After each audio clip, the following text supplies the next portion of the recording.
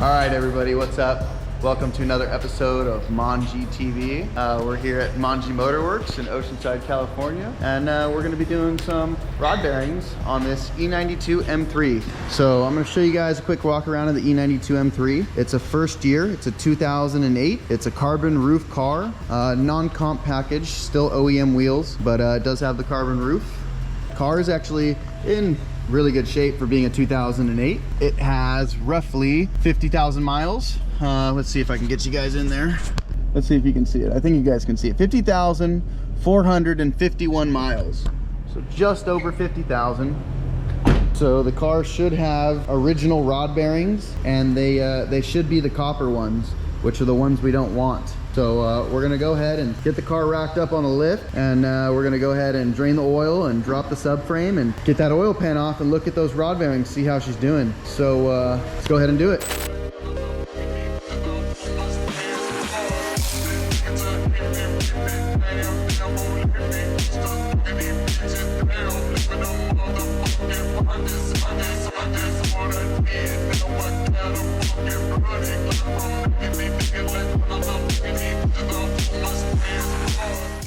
Okay guys, gonna give you all a quick update on where we're at and how we got here. So we went ahead and pulled both the front tension arm and the lower control arm. We also unbolted the tie rods from the knuckle.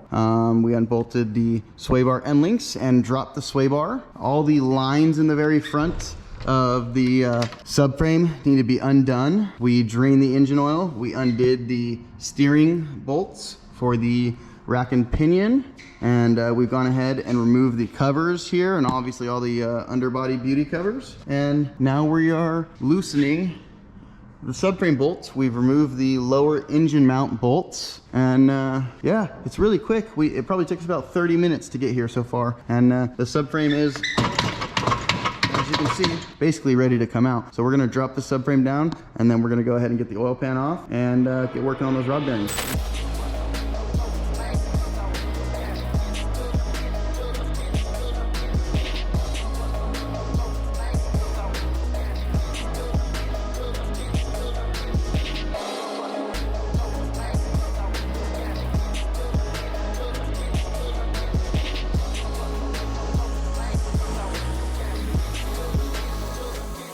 Okay, so we got the oil pan off. As you can see here, it's actually looking good. I don't see any metal flakes in there, which is a good sign. The bottom end is open.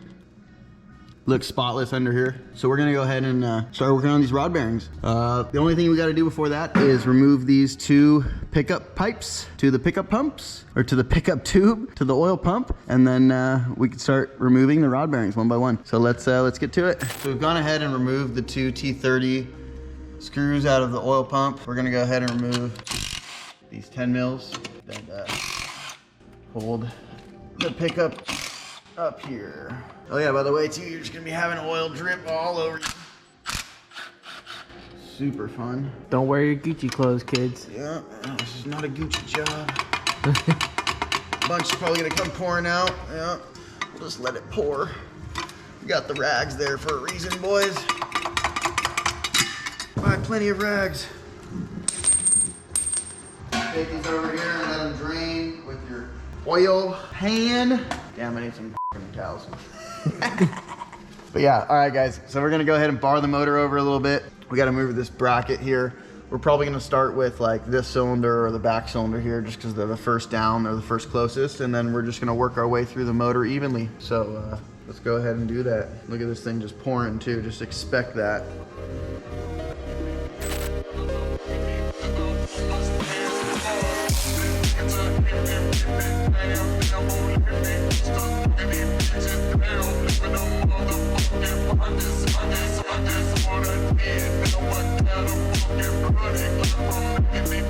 Okay guys, I'm gonna walk you really quick through the very last rod bearing. So you're just gonna go ahead and break the rod bearing, or the bolts loose, rod bearing bolts loose, and you're gonna go ahead and back them off.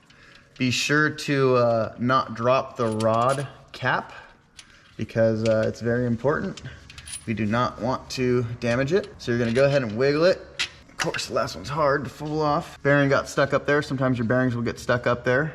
There's the bearing shell. Oil dropped right on my face. So you're gonna go ahead and take your old bearing shell. I've been lining them up 1 through 8. This is number 8 lower. It's really easy to tell the lower from the upper because the upper will almost always have more wear than the lower unless something funky happened, but the upper is always the one with more wear. So there's those. We're taking the old bolts. I'm just throwing them over here for the customer to collect them. And the rod, if you want to take a note, the bolts or the caps always have a number, like 117 on this motor. All of them were 117, and this little dot on the front cylinder on the journal, the numbers face forward, and on the back cylinder, it faces back. So it's forward, back, forward, back, forward, back on those numbers. And then also as well, there's a side number on the side of the rod. If you can see right here, let's see if we can see it on there. It says 648. Now, if we look up at the motor now, we'll look up here, we'll see a 648 corresponding. So those two numbers go together like that. 648 and 648 go together. So we're gonna take this, we're gonna set it on the side over here. We've got our new BE bolts with our ARP grease, and then we got our new BE bearings, which we're gonna go ahead and install. So actually I take the cap. Our light died, guys, so you're gonna have to just... So I take this guy over here, clean it real good. Set that on the side over here. We're gonna let the air dry for 2 seconds. We're gonna go back to the motor. You wanna make sure your hands are really clean when you're working inside the motor here. So we're gonna go ahead, we're gonna push the piston up a little bit to where we could kind of let the rod drop over, and we're gonna wiggle this rod bearing out of the upper cap. Kind of just push it side to side, and it'll end up popping out of there. You guys kind of just heard it, hopefully. Kind of makes a little noise sometimes coming out of there. And then just go ahead and pull it down, and here's our upper. And we can see it's actually got some pretty bad wear. Not the worst of all of them, but not the best. So we'll go ahead and we'll put this on the side, and we'll show you the bearing wear. We'll show you all the wear here in a little bit, but what we're gonna do is wipe our hands again. I'm actually even probably just gonna take these off so I know my hands are clean. I've been doing this on every one. We're gonna take our new bearing. Make sure it's clean in here, which it is. We're gonna set it in the cap with our little tang. You see there's a little tang hanging off the back here, and there's a little spot for it. We're gonna take it, set it in there, nice and gently, push it in until it seats flush. Give it a nice little wiggle side to side, I like to, and re-double check that it sits flush. Set that back down. We're gonna take this other bearing and we're gonna go put this in the upper half of the rod. So we're gonna find the tang position. The tang on this one is facing towards the passenger side. So we're gonna take that, we're gonna put it up there. We're gonna line that tang up first, make it easy for ourselves, and then we're gonna go ahead and just snap the bearing into place by pushing straight up on the bearing. And once the bearing's in there, we'll double check that it's seated all the way. Kind of wiggle it side to side a little bit, push and make sure on both ends that she's seated. And then we're gonna go ahead, pull the piston back down a little bit because you've probably pushed it up now. And we're gonna double check one more time, visually and by feel. And I just heard it pop a little more, so I like that. I know that that one's seated really well, so now we're gonna take the assembly lube. I like to put it in after. You can put it in before, but it kind of makes it messy. Take a little assembly lube, and then we just go up there. We apply it on the upper, nice and gently, all the way across the whole bearing. And it's okay if a little excess gets on the crankshaft. We're gonna go ahead now, wipe our hands again, and then we're gonna pull this rod back down over the crankshaft. As you guys can see, there, we have pulled it now all the way down over the crankshaft again. And we're gonna take this other cap, put a little assembly lube on this bad boy as well. Wipe our hands or finger, make sure it's clean. Just a little wipe down, smooth that out. Nice even surface of the assembly lube. And then we'll go ahead, grab our bolts, put them in our cap, and we'll bolt it in. This is our last one. So like I said, the numbers on this one are gonna face towards the rear of the engine because it's the rearward one. We'll also know we installed it correctly when our numbers match up, which they do. We've got our 648 and our 648 on the same side, so we're good there. and then we're just gonna go ahead and tighten these down by hand. I'm gonna go over and grab the socket here in a second, just to give me a little more room. Threading it in, grab the socket, hold this up here. We're just gonna go ahead and spin these in by hand. I like to bring them all the way down by hand, just nice and evenly. And then what we're gonna do here is we're gonna torque it to 50 foot-pounds. But before we just jump straight to torque, we're gonna kind of bounce back and forth and just bring it up to torque evenly. Throw it on my nice torque wrench here, my handy dandy torque wrench. And we're just gonna go side to side, quarter turn at a time, until we reach our torque. And we're gonna hear it probably torque on this next one. Click. There it is.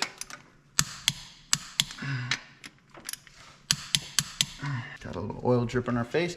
You're gonna be having lots of oil drip on you guys while you're doing this. Is it possible to do it on the ground without a jack? Yes. Or without a lift? Yes, I've done it. Do I recommend it? No. It's a messy job, and doing it on your back definitely allows there to be more issues or struggles than need be. On the lift, it's actually quite an easy job. What I'm doing here is just double checking with my second torque wrench that they are up to spec. I just like to be thorough and double check that they are where they're supposed to be. So those are good. That is the last rod. We'll go ahead and turn the motor over and make sure it's turning freely, which it is. It feels really nice and smoothly. Feels nice and smooth. We're gonna, we'll probably run through and check these back ones again and the front ones, and then all the way through the whole motor, and then we'll lock it back up, clean up the oil pan surface, and throw a new gasket in here and bolt it all back up. All right, guys, here's the cleaned up oil pan. It's all super clean with our new gasket sitting there. Mitch is over here finishing up the wipe down of the mating surface for the oil pan gasket. We've got our 2 new O-rings up here on the pickup tubes going into the oil pumps. We've got all the bolts going into the pickup tubes and mounting hardware up to the block at 10 Newton meters, sorry.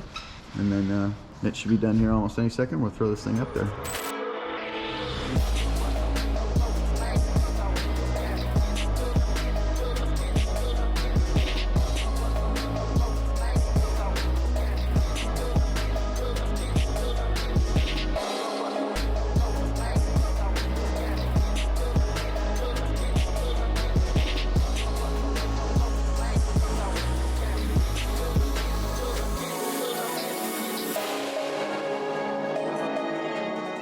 So we were finishing the car up, guys, and we were taking a final inspection, and we found this power steering pulley broken.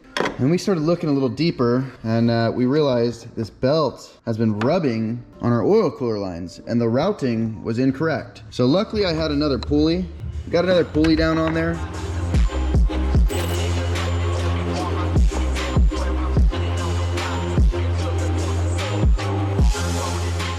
If you like this video, be sure to check out the next one, and if you haven't subscribed yet, be sure to subscribe and like the video. It helps a lot. Thanks, and see you in the next one.